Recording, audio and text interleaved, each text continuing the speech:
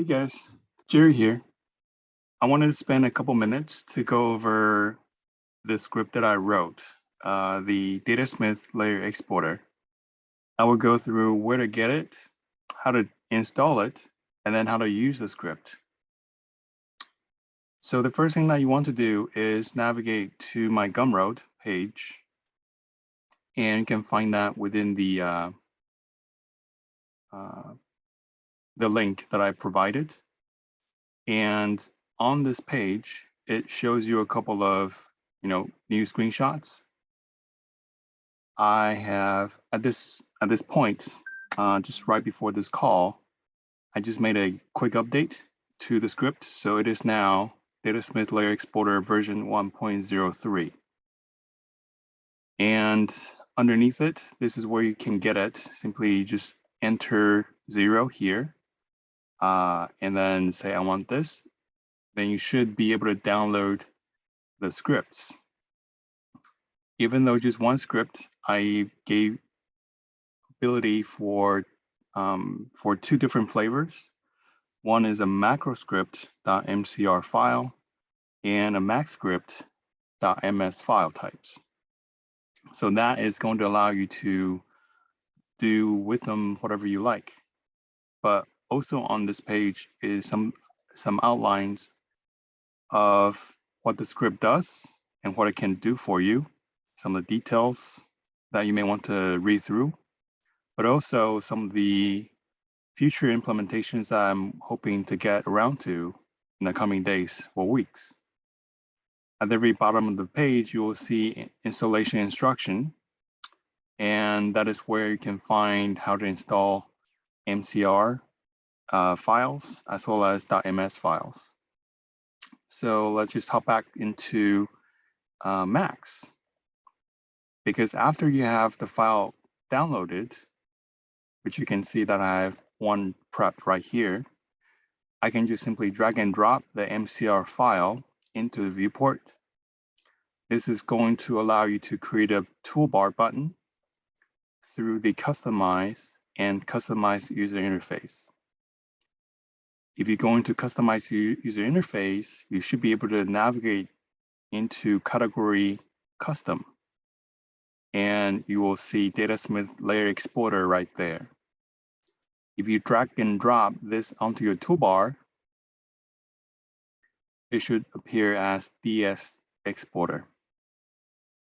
However, if you wish to use the MS file, you can simply drag and drop into the viewport and it will execute and launch the script automatically. So before I jump into the script, just give you a little bit of context as to the scene that we will be working with. The scene is really, really simple, just so I can demonstrate how the script works without it slow down with a lot of objects in my scene. First thing is that this the scene contains many different scenarios in terms of layer structures and layer hierarchy that I would come across, what I would expect on a typical artist day-to-day. So I have a layer that is hidden with objects included in it. Fortunately for MaxScript, when you toggle a layer visibility, it still sees the object as visible. So unless you actually go into the object to hide it, then that's how the script is gonna determine whether the object is hidden. However, I've built into my script to take that into consideration, meaning that if you were to hide that layer, it's gonna consider all of that objects on that layer not visible. And we have standard, a layer containing a object. You can see that I have named my objects in a specific way to reflect what layer they're on. So I have object 1 that is hidden, that is on layer 1. And within layer 1, I have two nested layers, layer 2 and layer 4. Layer 4 has object 4. Layer 2 has another level of nested layer, that is layer 3. And within layer 2, I have two objects. One of them is hidden. Layer 5 contains two objects, very similar to layer 2, but it's not nested whatsoever. Layer 6 is exactly the same as layer 0, just containing one object. And layer 7 contains an empty layer that is housing another empty layer, that is layer 8. So these are some of the common scenarios that I want the script to consider. Basically, the script will export anything that is visible, even if it's selected in the layer manager. And on top of that, I have pre-made some selection sets. I have two selection sets. I have test and test 2. Within test, that is object 0, and test 2 contains object 1, 3, and 4. So these are all going to be from different layers here. So I'm going to close out of that, and that's all you should really know about the scene. So let's just click on the DS exporter to launch the script. I'm gonna give you a quick overview of the user interface of the script, and then go through each of the options within it. I basically broke it down into two major sections, or two different components. The top half contains the parameters and settings you want to make changes to modify your export. And then the bottom half contains your layer selection and selection set selections. At the bottom, we have refresh and export. So it's a really simple and straightforward script, hopefully. So let's just dive right in. First thing that you want to do after launching the script is you want to browse and specify a folder, a root folder, if you would, to include all of the export files, the Datasmith files, as well as the asset folders that comes along with the Datasmith files. So I want to set this up to my test folder. So I want to hit the browse. By default, that is going to start with your project folder. So if you have that set, it will go directly into your folder structure. And then I want to navigate to my test folder and just choose to select that folder as my destination. So after you have done that, this is the path is going to be displayed in here. And after you have a valid path, which can be locally or through the network, you can have the ability to open up that path or that folder in an Explorer. So anytime you want to investigate or take a look at the files, you can look at it right away without having to navigate through all of the different Explorers that you may have open. So that is the macro script. I'm gonna delete that right off the bat because I no longer need it. And underneath the folder designation, I have mode and a range parameter. Mode allows you to toggle between selected layers, all layers, selection sets, but also selected geo. Underneath it, we have range and duration. Current frame only and duration. So it's basically single frame or a duration of specific time for your animation needs. And as you can see, that as I'm toggling through some of these, it's context sensitive as to what you're selecting. So if you're wanting to export out through selected layers, you can simply use the list down below to select not only one, but more than one layers at any given time, or toggle to all layers. That is going to gray out your layer selection ability because it's going to parse through your entire layer structure and export out those layers accordingly. Then we have selection sets. You'll see that the list has changed to reflect the selection sets that I have previously created. And we have selected geo, which is exactly the same functionality as the native Datasmith exporter when you choose to export selected objects. And that should be the top half, and the bottom half is where you can select your layers, select your selection sets, but also there's a refresh button. The refresh button allows you to update the list accordingly. So if I were to navigate to selection sets, and let's say I want to add or remove a selection set, the script is not going to reflect that in real time. So you have to hit the refresh button to repopulate the new item that you just added. Same thing if you were to remove an item or a selection set. So I'm gonna delete that one and then hit refresh, and that will go away.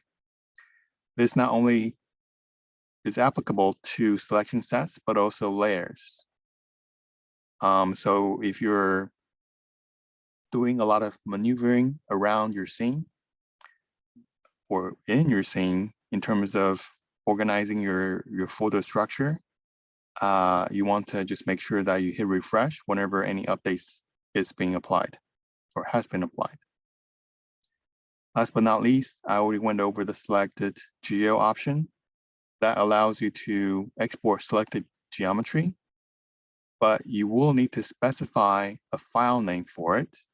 So you have to enter the file name with no extensions. So don't worry about typing .udatasmith at the end. Just whatever the file you want to name it as.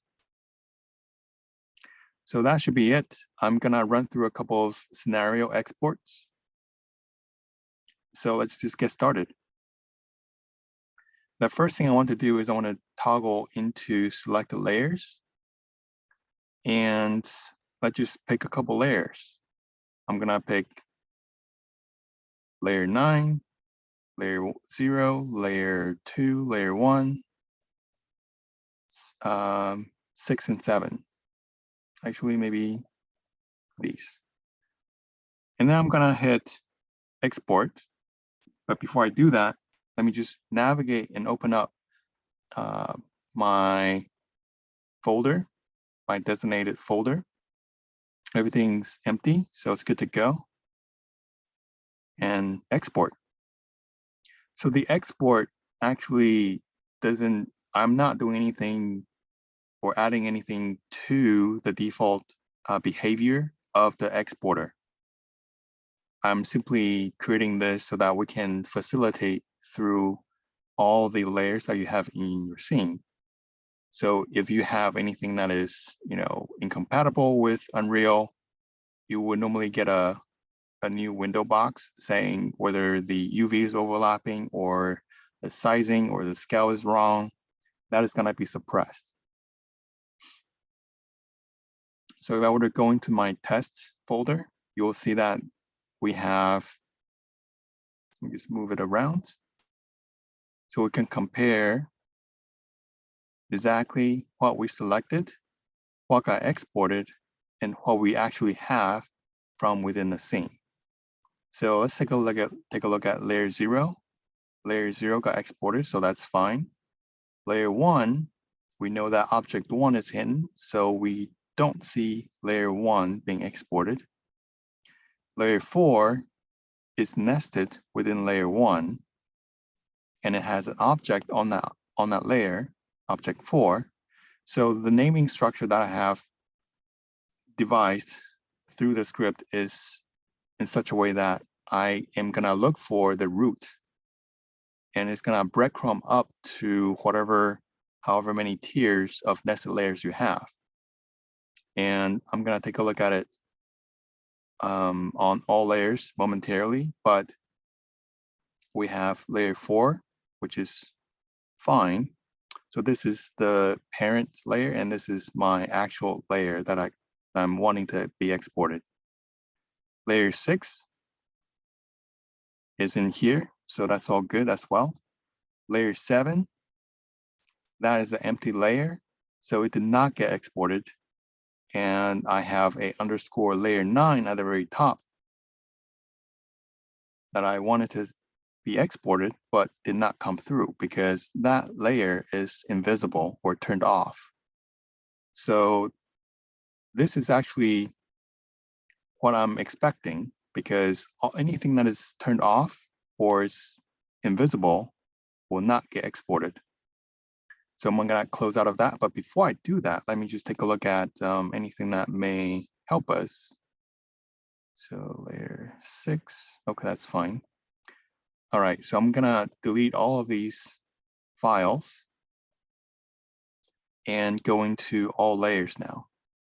So you're gonna not be able to select or deselect anything because it will be grayed out. So let's just hit export again. Bring that back up. And let's examine the layers. We have layer 0, which is correct. Layer 2, which is nested inside of layer 1, and layer 2 has one object. So I can double click into the Datasmith file, and I'm using Notepad++, and we can see that object 2b is the only object that got exported. Layer 3 has one object, and that is object 3. Layer 4 is nested within layer 1, and it only has one object in it. Layer 5, 2 objects, but only one is visible, which is object 5a. So that is correct as well. And layer 6, that is only containing object 6 in here. And everything is as expected coming out of the export. So everything's good. So I'm going to close out of this and delete those files. Now, hopping into the selection sets, we have 2 selection sets. We have test and test2. The naming convention for the Datasmith file is going to be named after how you named your selection sets. So I'm going to select layer 2 and export it. Take a look at our export folder. You'll see that test2 is the only file that we have. And double click into test2, we know that selection sets contains object 1, object 3, and object 4. However, object 1 is invisible, so we're not seeing object 1 in here. We're only seeing object 4 and object 3. And that's how the selection sets behave. And let's take a look at the selected geo. So I'm going to select these guys. So we have object 0, object 3, and object 4. So I want to have a name that defines the file name. So let's just type in sphere and cube. I want to keep it as static frame only, so hitting export. That should get us a file name that is called, not test2, because that is from previous, I forgot to delete them. So now you should have a sphere and cube Datasmith file as well as a associated asset folder. Going into it, we have object 0, object 4, and object 3. And there you have it. If you want to do any animation, you can simply change your time frame before exporting, or if you are doing a single frame, you can just navigate to the specific or enter a specific frame that you want, and your slider is gonna update in real time for you. And that should be it. Let me know if you guys have any questions. I'll be happy to include any additional features that you guys wanted to include, or any bugs that you guys may have come across. All right, until then, have fun.